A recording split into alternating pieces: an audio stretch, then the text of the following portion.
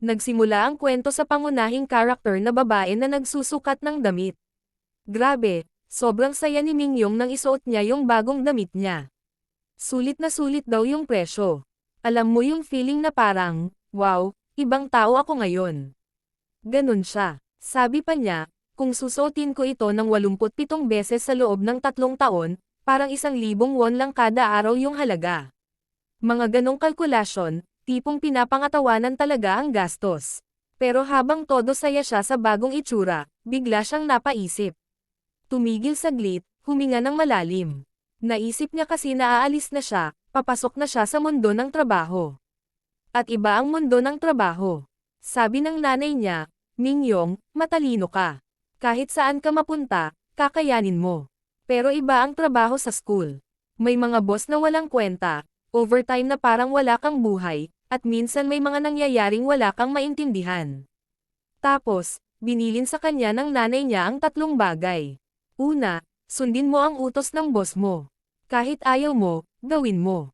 Pangalawa, sabihin mo kung ano ang gusto nilang marinig, hindi kung ano ang totoo mong nararamdaman.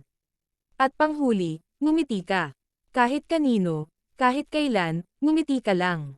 Lumipas ang 10 taon. Ginawa ni Mingyong ang lahat ng sinabi sa kanya. Sumunod siya sa lahat, ngumiti, naging model employee, top sa lahat, best employee, top sa training, favorite ng mga katrabaho, panalo sa sports fest, palaging may mataas na customer rating. Ang lakas talaga ng dating. Parang robot, parang AI na ginawa ng kumpanya. Pinakabatang senior manager sa buong history ng kumpanya. Pero kahapon, nagbago ang lahat. Tinawag siya ng HR. Magiging executive assistant ka ng executive director na si Isepte. Nabigla siya. Ha? Assistant?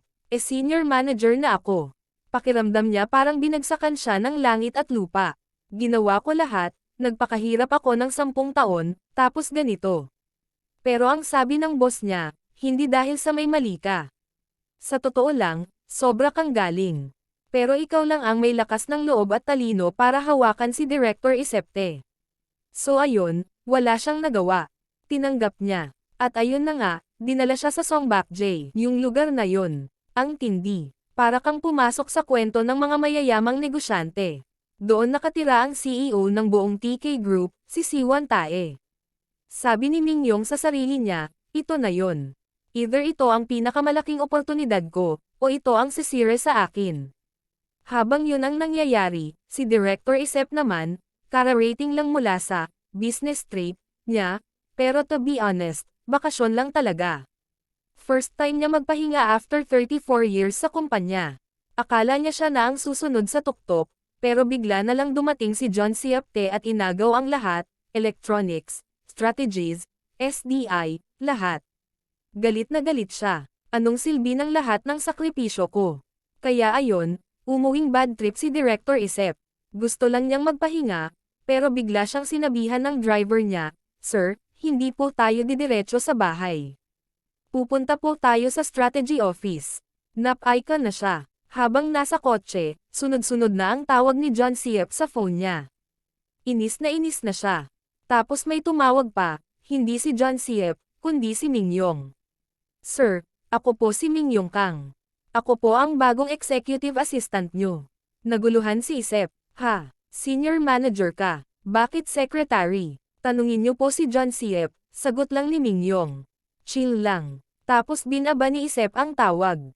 Ayaw niya maniwala. Ayaw niya tanggapin. Pero ilang minuto lang, may kumatok sa bahay niya. Nandun na si Mingyong. Nagpakilala ulit, ako po si Mingyong Kang. Simula ngayon, ako po ang inyong secretary at executive assistant. Shook si Isep. Totoo ba to? Utos po ng Songbakje, sagot lang ni Mingyong. Pasensya na po, pero papasok na ako. Kahit ayaw ni Isep, wala na siyang nagawa. Pagpasok ni Mingyong, ngumiti lang siya at sabi, Good morning, sir. Oh,